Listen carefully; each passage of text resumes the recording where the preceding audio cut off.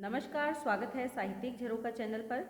आज हम कर रहे हैं कविवर जयसी द्वारा रचित पद्मावत नामक महाकाव्य के नक्शिक खंड के पदों को।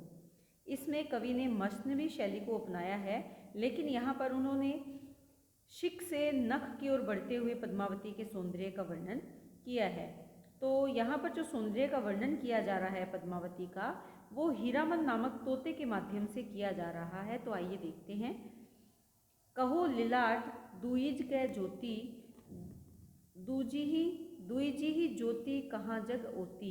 यहाँ पर वो क्या कह रहे हैं कि कहूँ, कह रहा हूँ किसके लिए, लिलाट यानी माथे के बारे में, भाल के बारे में, दुईजी कै ज्योति कि जो कि द्विजी यानी द्वितीय के, दूज के ज्योति प्रकाश, दूज के चंद्रमा के समान प्रकाशवान है। द्विजी ज्योति कहाँ जग ओती, और द्वितीय जो तिथि का चंद्रमा है उसमें उतनी ज्योति कहाँ जग ओती, इतनी ज्योति नहीं होती। कि दूज के या द्वितीय के चंद्रमा में भी कहाँ इतनी ज्योति होती है, कहाँ इतना प्रकाश होता है जितना कि पद्मावती के भाल में है या माथे में है। सहस करासो सूरज दीपाई, सहस यानी हजारों किरणों से, सूरज यानी जो सूर्य है वो, दीपाई का मतलब है प्रकाशवान, हजारों किरणों से प्रकाशवान है या चमकता है। देखे लीलाट सोहु छिप जाई, वो भी अगर देख लेता है पद्मावती के माथे को या उनके भाल को, सोहु छिप जाई, वो भी छिप जाता है। अर्थात सूर्य की ज्योति भी उसके माथे की प्रकाश के सामने या ज्योति के सामने तुच्छ प्रतीत होती है। कर सरबही तेही देव मयंकु, तो यहाँ पर वो क्या कह रहे हैं, उसके ललाट से कर सरबरी तेही से तात्पर्य क्या है, उसकी, सरबरी यानी समानता, देव मयंकु कि मयंक क्या होता है, चंद्रमा, कि चंद्रमा से भी उसकी मैं क्या समानता करूं।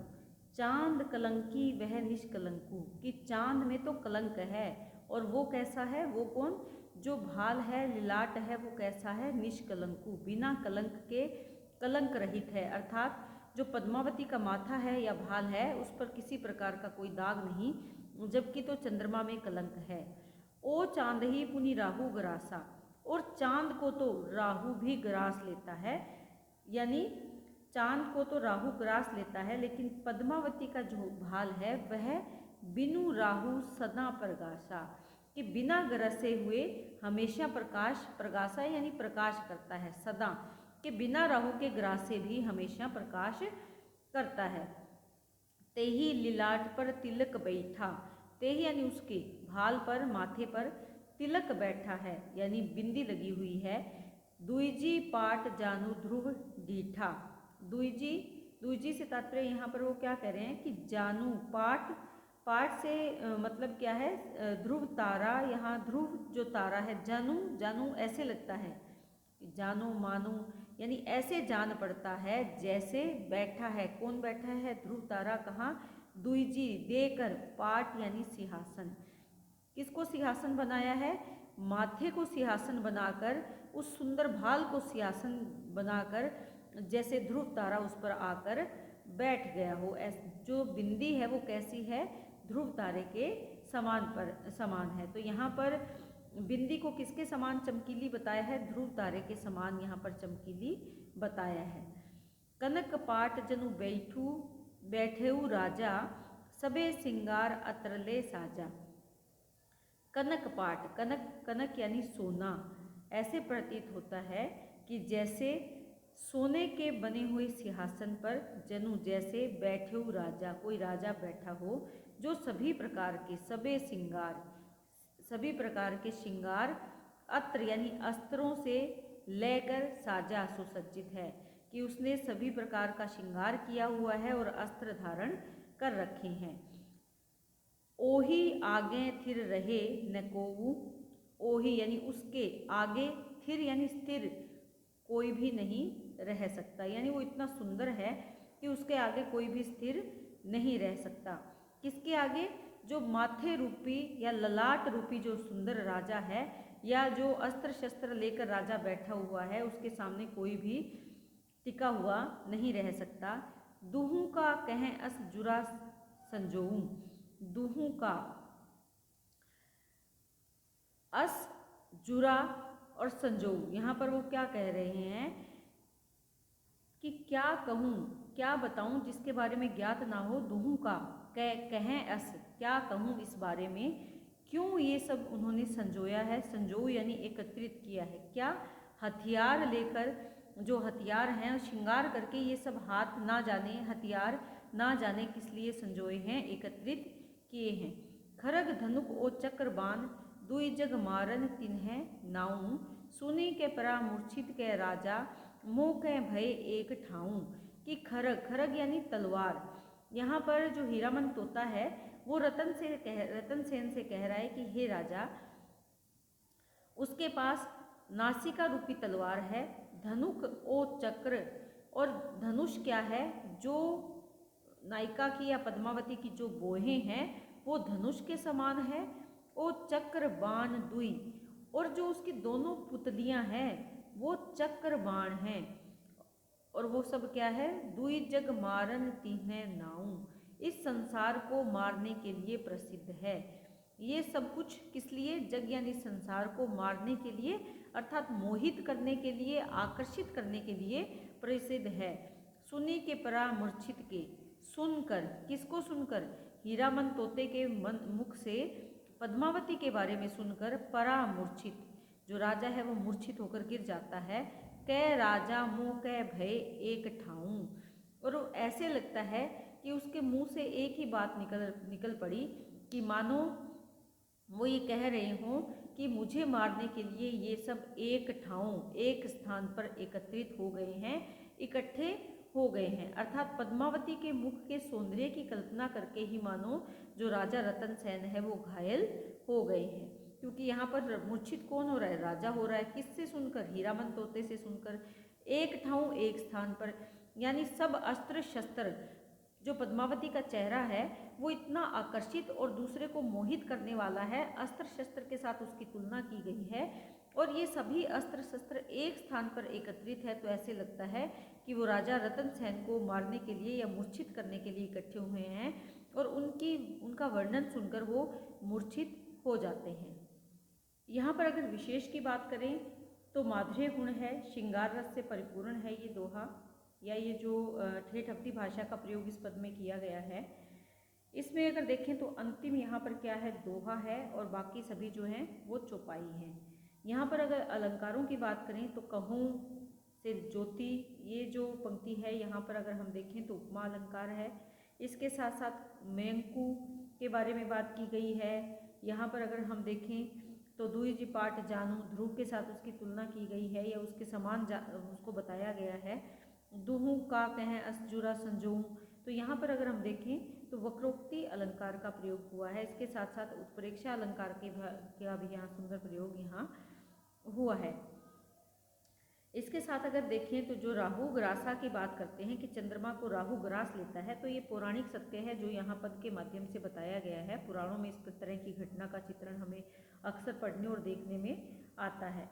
ओ चांदी प्रगासा, चांद से भी ज़्यादा वो प्रकाशवान है, तो यहाँ पर अगर हम देखें तो व्यतिरेक अलंकार का प्रयोग हुआ है। खरग धनुष और चक्र बाण, अगर यहाँ बात करें तो रूप का वर्णन किया है लेकिन अतिशोक्तिपूर्ण, तो रूप का अतिशोक्ति अलंकार का प्रयोग यहाँ पर हुआ है। हीरामन तोता कहता है यहाँ पर वो पद्मावती के ललाट के सौंदर्य के साथ साथ उसकी बोहों की सुंदरता का भी चित्रण कर रहा है। वो कह रहा है बोहें श्याम धनुक जनुताना, बोहें श्याम, यहाँ पर क्या कह रहा है, श्याम यानी काली बोहें ऐसे प्रतीत होती है, धनुष जैसे तान दिया हो, यानी मानो धनुष ने संधान किया हो ऐसे लगता है। जासो हेर मार बिखबाना, जिससे जासो, जिससे हेर यानी देखकर, मारती है बिखबाना, विष के बाण, कि उसकी बोहें ऐसी है जिनको देखकर ऐसे ज्ञात होता है कि वो विष के बाण मार रही हो, संधान कर रही हो। उहे धनुक उन्हें बोहें चढ़ा, और उन्हीं वह धनुक, उसी धनुष उन्हें बोहें चढ़ा, यहाँ पर विष के बाण छोड़ने वाला जो धनुष है उसकी बोहों के रूप में, बोहें चढ़ा बोहों के रूप में दिखाई देता है। कई हथियार काल असगड़ा, ना जाने किसने, किस कौन हथियारे ने, किस हथियारे ने काल अस, काल के समान इसका निर्माण किया है। किसका? उसकी बोहों रूपी धनुष का। उहे धनुक किरसनु पह आहा, कि वही धनुष कृष्णु, कृष्ण के पास पह आहा था, यानी वैसा ही वही धनुष कृष्ण के पास भी था। उहे धनुक राघो कर गहा, यहाँ पर राघो है, राघो यानी राघव, राघव कौन है? राम है, कि वैसा ही धनुष राम के पास भी था। उहे धनुक रावण संधारा, और उसी धनुष से राम ने रावण का संहार किया था, उसको मार डाला था। उहे धनुक कंसासुर मारा, ऐसे ही धनुष से कृष्ण ने कंस जैसे असुर को मार दिया था। उहे धनुक बेधा हुत राहु, ऐसे ही धनुष से या इसी धनुष से राहु नामक जो मत्स्य है उसको बेध दिया था। मत्स्य किसने बेधा था? अर्जुन ने, अर्जुन ने राहु नामक मत्स्य को बेध दिया था। मारा ओहि सहस्र बाहु, तथा ऐसे ही धनुष से मारा सहस्र बाहु, कौन है? सहस्रार्जुन को मार दिया था। और किसने मार दिया था? परशुराम का यहाँ पर उदाहरण दिया है कि परशुराम ने सहस्रार्जुन को मार दिया था। किससे? ऐसे ही धनुष से। उह धनुक में ओपह चीना, और इस धनुक को मैंने, धनुक यानी धनुष को मैंने चीना, छीन लिया है, चिन्हित कर लिया है, मैंने पहचान लिया है, कि मैंने पहचान लिया है कि ये शक्तिशाली धनुष वही है जो पद्मावती की बोहें हैं, वो उसी धनुष के समान प्रभावशाली है। धानुक आपू बेज जग कीना, और इसी धनुष से या इसी से वो स्वयं धनुर्धर बनकर, धानुक आपू यानी खुद वो धनुष चलाने वाली बनकर, बेज, बेज क्या है? बेध देना, सुराग कर देना, बेध देना। किसको? जग को, संसार को, भी सारे संसार को वो प्रभावित कर रही हैं अपनी इन्हीं बोहों से। उसने सब सारे संसार को बेध दिया है। उन्हें बोही सरिके उन्हें बीता, उन बोहों के समान और न कोई यहाँ पर समर्थ है, या उस धनुष से कोई भी यहाँ पर नहीं बच पाया है। केऊ ने, कोई नहीं, बीता यानी बच पाना, कोई भी यहाँ पर बच नहीं पाया है। आरछी छपी छपी गोपीता, आरछी यानी अप्सराएं छिप गई हैं, और गोपियाँ भी उस धनुष की सुंदरता को देखकर छुप गई हैं, यानी उन बोहों की सुंदरता के सामने अप्सराएं और गोपियाँ भी तुच्छ प्रतीत होती हैं।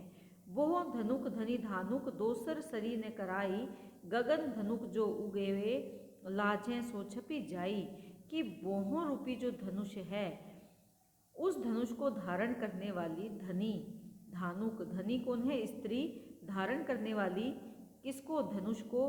दोसर सरी ने कराई, जिसकी कोई समानता न नहीं कराई कर सकता, कि उसके समान कोई भी यहाँ पर नहीं है। किसके समान? पद्मावती के समान कोई भी यहाँ पर नहीं है। उसकी बोहों के समान कहीं किसी के पास भी ऐसी सुंदरता नहीं है। गगन धनुक जो उगवे, गगन में भी अगर धनुष उगाता है, धनुष कौन सा? इंद्र धनुष अगर निकलता है, लाजें, लज्जा के कारण वो भी सो छिप जाई, वो भी छिप जाता है, यानी लज्जा के कारण उसे भी वो भी उसका सामना नहीं कर पाता। तो यहाँ पर अगर हम विशेष की बात करें तो यहाँ इन पंक्तियों में पद्मावती की बोहों की वक्रता का चित्रण है, जो कि धनुष के समान दिखाई देती हैं। बोहे ताना, जनु आ गया है, तो यहाँ पर आप ध्यान दें कि उत्प्रेक्षा अलंकार है। कई हथियार, इसको अगर हम देखें, कई हथियार काल असगाढ़ा में क्या है? उत्प्रेक्षा अलंकार है यहाँ पर भी, उपमा अलंकार है यहाँ पर। कई हथियार काल असगढ़ा, तो यहाँ पर भी उपमा अलंकार है कि किस हत्यारे ने उसको गढ़ दिया है, यानी हत्यारे ने क्रूरतापूर्ण इस प्रकार वो बनाया है कि उसको देखकर वो सबका वध कर रही हैं। क्या कर रही हैं? उसकी बोहें। जासो बाण, जासो बाण में अगर हम देखें रूपकातिशोक्ति अलंकार का प्रयोग किया गया है यहाँ पर भी। इसके साथ साथ आरछी छपी छपी गोपीता। यहाँ पर प्रतीप अलंकार की सुंदर छटा है। वहों का अनेक रूप में उल्लेख होने के कारण यहाँ देखें तो उल्लेख अलंकार भी बनता है। कई हिंदू कथाओं का प्रयोग यहाँ पर किया गया है, जिससे हमें कवि की विद्वता का ज्ञान होता है। कहीं पर वो राम की बात करते हैं, कृष्ण की बात करते हैं, रावण संहार की बात करते हैं, कंसासुर की वध की बात करते हैं, परशुराम और अर्जुन के द्वारा राहु या नामक उसको मत्स्य को जो मारा गया था उसके बारे में यहाँ बात की गई है। तो इससे हमें उनके बहुज्ञता या ज्ञान का, हमें विद्वता का हमें पता चलता है। इसके साथ साथ लक्षणा शब्द शक्ति है, ठेठ अवधि भाषा का प्रयोग हुआ है। अंतिम जो दोनों पंक्तियां है ये दोहा छंद में है, शेष यहाँ पर चौपाई छंद का सुंदर प्रयोग कवि ने किया है। तो इसी के साथ उम्मीद करती हूँ कि पद आपको बहुत अच्छे से समझ में आ रहा है। बहुत बहुत धन्यवाद। इसी तरह चैनल से जुड़े रहें, लाइक शेयर सब्सक्राइब ज़रूर करें।